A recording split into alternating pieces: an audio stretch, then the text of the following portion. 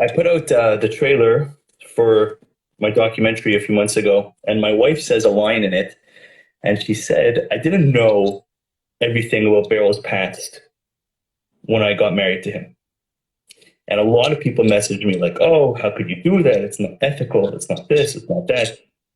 So, 10 years ago, I was a very different person being a Balchuva. I don't know what your guys', background is, but, so what is your thoughts, Rabbi, about, coming to the table? When I started dating my wife, I was a very different person than I am today.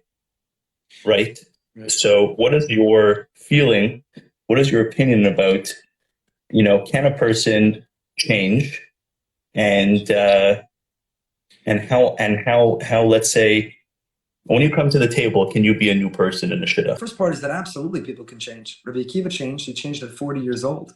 Reish Lakish changed. He went from this great thief, this robber, this gangster, and he became the great Reish Lakish. And our entire Torah and tradition is filled with people who transformed their lives. They changed. And they said, I'm no longer that old self. In fact, Reish Lakish and Rabbi Yochanan, they had this enormous fight because Rabbi Yochanan invoked Reish Lakish's past. They had a debate about a certain weapon and its halachic status and purity and impurity. And Rabbi Yochanan said, Reish Lakish, you would know. You were a total mafia man. So you garnished a weapon, you walked around with that sword. You would recognize this, but you talk about it because you were a mafia. And Reish And he Lakish died. was like, whoa, you're bringing up my past? And they broke up. Oh, chavrusa, oh, mitzusa, the loneliness from the fact that they didn't reconcile. So 100% a person can transform. A person can absolutely transform themselves, change themselves, and become a new you. A person can transform, and our history is replete with the individuals who pressed refresh. They did a hard reboot. They started all over again. And when you do that hard reboot and when you refresh, you're actually a new person. There are two levels of tshuva. There's what we call kapara, and there's what we call tahara. Kapara is atonement. So kapara means I'm off the hook. Let's say a person violates a law and they come before the judge, but the judge really, they find favor in the judge's eyes. So the judge says, I'll tell you what, I'm going to make it time served. You don't have to go to prison. You're out, go home, time served. That's kapara. Person says, you know what, I'm working on myself. I'm better. I'm doing community service. Could you give me time served so I don't have to go to prison? Kapara. But there's a higher level called tahara. And tahara means that you present yourself to the judge and the judge says, I see the you that's in front of me right now. This is not the person who committed the crime.